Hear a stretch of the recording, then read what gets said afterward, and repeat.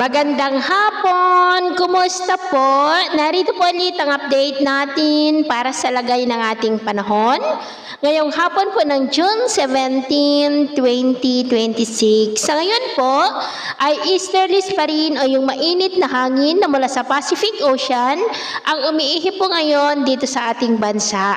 Ang habagat po ay malayo ngayon dito sa ating kalupaan. May LPA pa rin na nasa labas ng Philippine Area of Responsibility at tinawag nga po ito ng Joint Typhoon Warning Center na Invest 92W at nasa medium chance na po ang posibilidad niyan na maging bagyo for the next 24 hours. At kung titingnan po natin dito sa wind map forecast, may posibilidad nga po na maging bagyo hanggang weekend ang Invest 92W at posible rin na papasok sa Philippine Area of Responsibility at tatawagin po sa local name na Bagyong Francisco, pero hindi naman na po yan banta sa ating bansa. At maliban sa Invest 92W ay posible pa na may isang sama ng panahon na maaari na mabuo sa silangan ng ating bansa sa huling mga araw ng buwan na ito at ang development yan ating babantayan dahil base po dito sa latest forecast ay nakitaan na posible ito na maging malakas na bagyo na hahatak at magpapalakas muli sa habagat.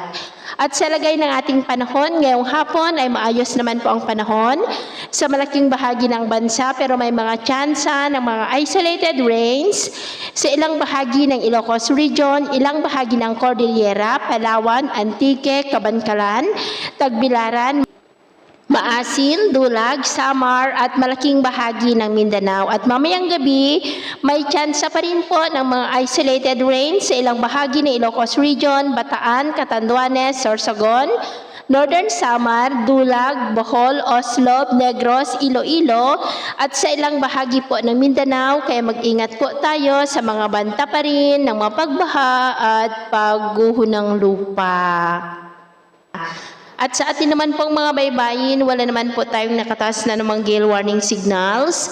Pero iba yung pag-iingat lamang po kung papalaot tayo para mas makaiwas sa mga sakunang pangkaragatan. So, yun po ng latest update natin sa araw na ito.